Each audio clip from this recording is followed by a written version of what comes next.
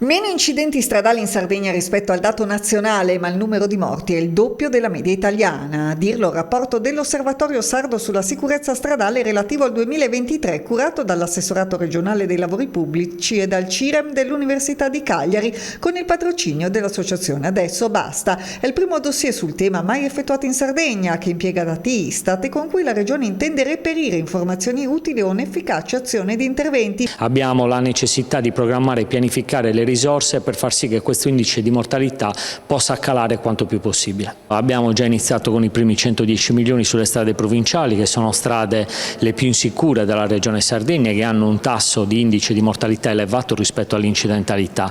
Ad appoggiare l'iniziativa l'associazione no profit Adesso Basta, fondata a Nuoro da Giovanni Pintor, subito dopo l'incidente sulla strada statale 129 all'altezza di Ortelli, in cui la mattina di Natale del 2017 persero la vita i suoi fratelli Francesco e Matteo. Noi a breve andremo a inaugurare quel tratto stradale in maniera puntuale, quindi renderlo sicuro.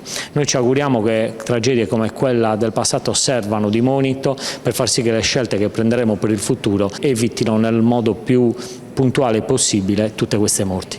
Raggiunto telefonicamente, Pintor esprime soddisfazione per il coinvolgimento di Adesso Basta nel progetto, ma sostiene che ci sia ancora tanto da fare prima di arrivare a istituire un reale osservatorio. Con Alessandra Todde c'è una sensibilità sulla cosa che ci fa piacere, però diciamo che non siamo assolutamente dove dovremmo essere, e questo va detto senza paura. Non abbiamo assolutamente un osservatorio, cioè si chiama osservatorio, di fatto è un report. È un report, sono delle pagine scritte, ma non abbiamo neanche una stanza che prende i dati, quindi come associazione noi ci impegneremo per far sì che si crei in realtà un vero osservatorio.